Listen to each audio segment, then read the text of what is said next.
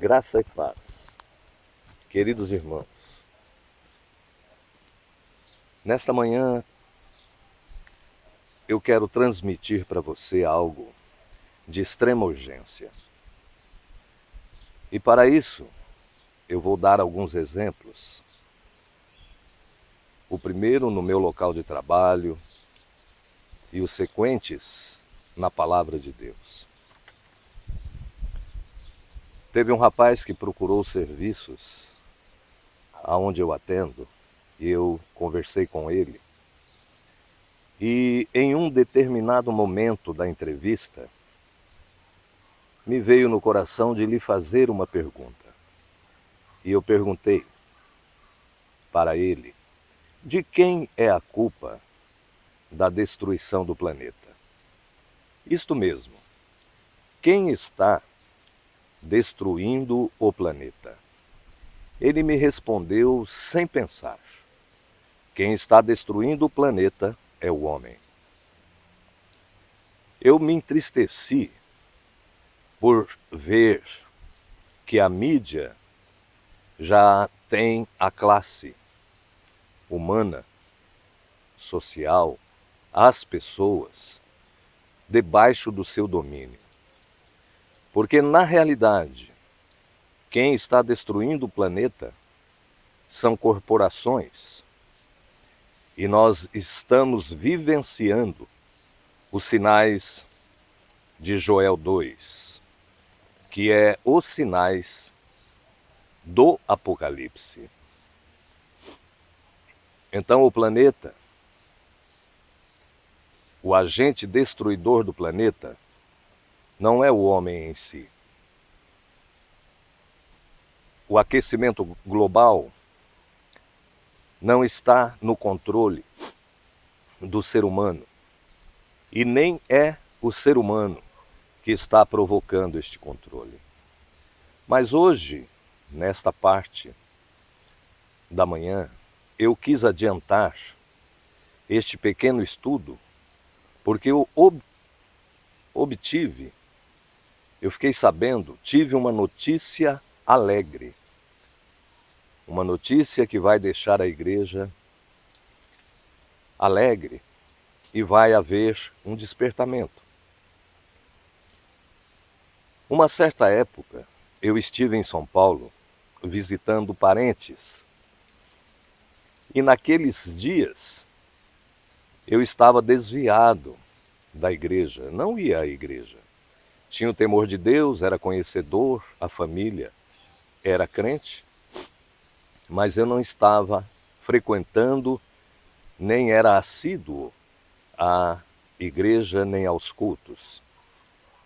E uma prima minha me convidou para ir numa igreja. E eu aceitei o convite. E quando estávamos sentados dentro do templo, na preparação ali da liturgia do culto, houve a oração para a entrega da palavra. E neste momento, um homem no meio da igreja começou a falar em línguas. Era uma igreja muitíssimo avivada. Se eu estivesse um pouco longe do homem, eu não teria ouvido tamanho o barulho que aquela igreja fazia. Mas aquele homem começou a falar em língua. E, naquele momento, eu questionei no meu coração. Eu falei, este homem está falando em línguas, mas eu não entendo nada. Quando eu acabei de falar, um outro homem que estava sentado ao meu lado foi tomado pelo Espírito Santo de Deus. Porque o Espírito Santo de Deus, ele é magnificentíssimo. Ele é companheiro, ele é fiel, ele sabe de todas as coisas, ele sonda todas as coisas.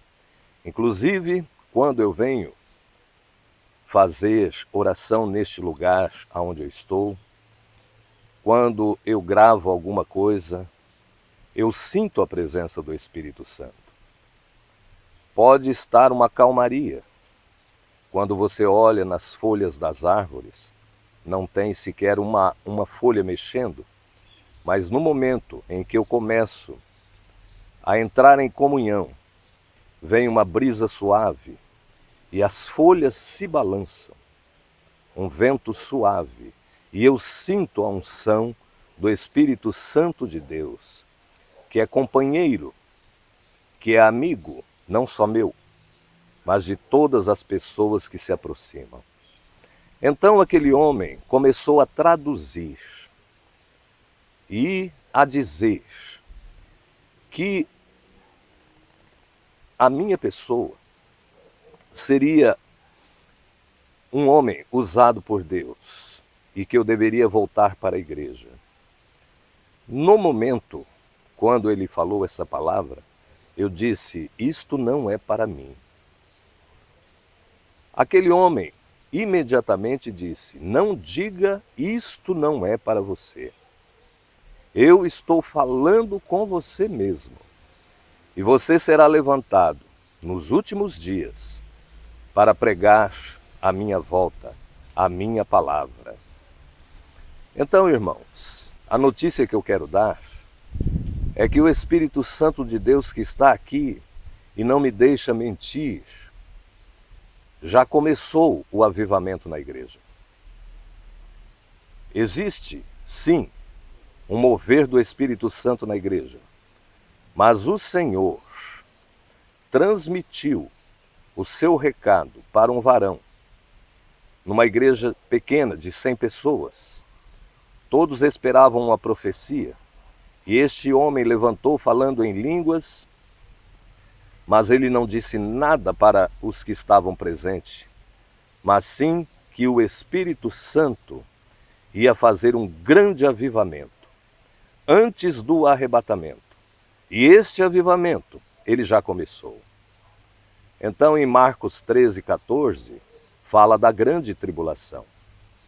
O versículo 19, em específico, também fala do anticristo, que o anticristo vai aparecer no início da grande tribulação.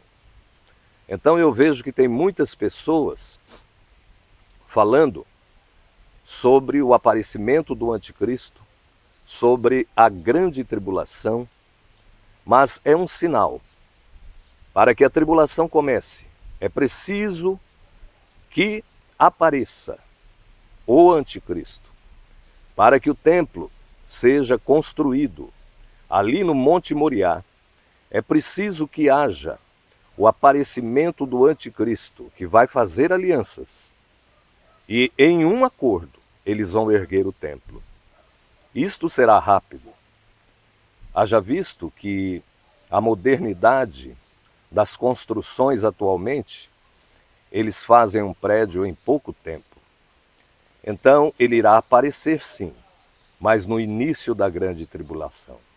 Eu não sei se você percebeu, muitas pessoas comentam que o tempo está acelerado, que o Natal parece que foi ontem, e já estamos chegando em dezembro, no Natal comemorado pelos homens. Então, você vê os dias passando muito rápido. Quando você levanta, é segunda. No abrir e fechar de olhos, já estamos no final de semana. Então o tempo está acelerado. Em Marcos 13:20 fala sobre isso. Isto significa que o arrebatamento está para acontecer e que Deus está com pressa de tirar o seu povo desta terra para parar de sofrer. Eu não sei se você notou, não existe um salvo, não existe um crente que não esteja passando por lutas, que não esteja passando por estreito, que não esteja passando por provação. Deus está provando o seu povo no fogo. Quando a provação chega, quando nós entramos no deserto, nós buscamos a Deus, nós vamos para o joelho. E esta é uma forma que Deus tem para aproximar, nesses últimos dias, a sua igreja da pessoa de Jesus Cristo. Em Marcos 13:22, então, vai falar também sobre o alarme do falso profeta, do falso Messias. Vai falar que Jesus voltou, mas não o Cristo, o Messias que nós servimos e que esperamos. Eu não sei se você conhece e já ouviu falar sobre o projeto Bluebeam, que tem imagens que fazem sons de trombetas, que aparecem hologramas no céu. Inclusive tem um lugar que apareceu, entre aspas, né, uma santa, uma imagem, e as pessoas rezaram para aquela imagem. Então este projeto Bluebeam, isto vai ser usado antes e no decorrer da grande tribulação, para enganar aquelas pessoas que estão na terra, que não conhecem a palavra de Deus, que vão aceitar o evangelho de Deus, vão aceitar o evangelho porque verão que os sinais se cumpriram, então vai aparecer este sinal.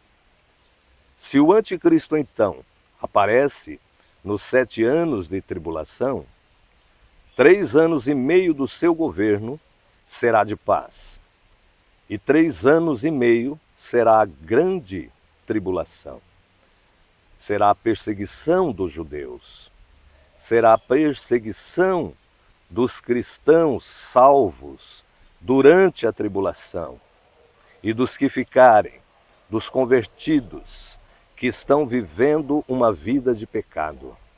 Porque existe o pecado, que é para a morte, como a palavra fala. E qual é o pecado para a morte? O pecado para a morte é morrer sem confessar, sem fazer um concerto com Deus, com Jesus, com a sua igreja, com a sua palavra. Este é o pecado para a morte. Muitos ensinam errado, mas pecar para a morte é pecar sem arrependimento. Então vai haver esta perseguição. Em 1 Tessalonicenses 5, no versículo 2, fala sobre o dia do Senhor. Que o dia do Senhor vai acontecer assim. Jesus virá como ladrão de noite. Então, o dia do Senhor é o dia em que a grande tribulação estiver nos seus últimos minutos. E Jesus vai aparecer para o povo de Israel, para salvar ali em Megido, ali no Armagedon, quando os 10 reis se unirem para atacar Israel. Muitas pessoas falam que a guerra do Armagedon está para começar, mas não é verdade. A guerra do Armagedon só vai ter o seu início, só vai começar com o anticristo encabeçando aqueles exércitos. E o anticristo ainda não apareceu no mundo, ele pode já estar no mundo. Então será neste momento que a guerra do Armagedon vai começar, porque ele vai unir os 10 reis, ele vai ter um objetivo para atacar Israel. E você vê hoje que a nação judaica não conseguiu ainda ter um líder supremo. Eles esperam ainda o Messias. Eles negam até hoje a Jesus Cristo. Por que eles negam? Porque eles não conhecem a pessoa do Senhor com o nome Jesus Cristo. É por isso que Jesus está usando este nome, Jesus Cristo. Porque Israel tem que ficar enganada até o último instante. É plano de Deus. E Deus permitiu que isto acontecesse. Eles esperam o Messias, eles esperam o Cristo, governo poderoso. E Jesus é hoje um advogado. Hoje é o leão da tribo de Judá. Hoje ele é o cordeiro, mas ele virá. Jesus virá buscar a sua igreja. Jesus virá e não vai demorar. Deus já confirmou então, finalizando aqui, o avivamento. O avivamento na igreja já começou. Se você estiver em comunhão, você vai sentir, você vai experimentar, você vai viver este mover, esta unção de Deus na sua vida. Eu quero que você fique na paz do Senhor Jesus nesta manhã e que Deus abra a tua mente, o teu coração para o entendimento da palavra em nome de Jesus. Amém.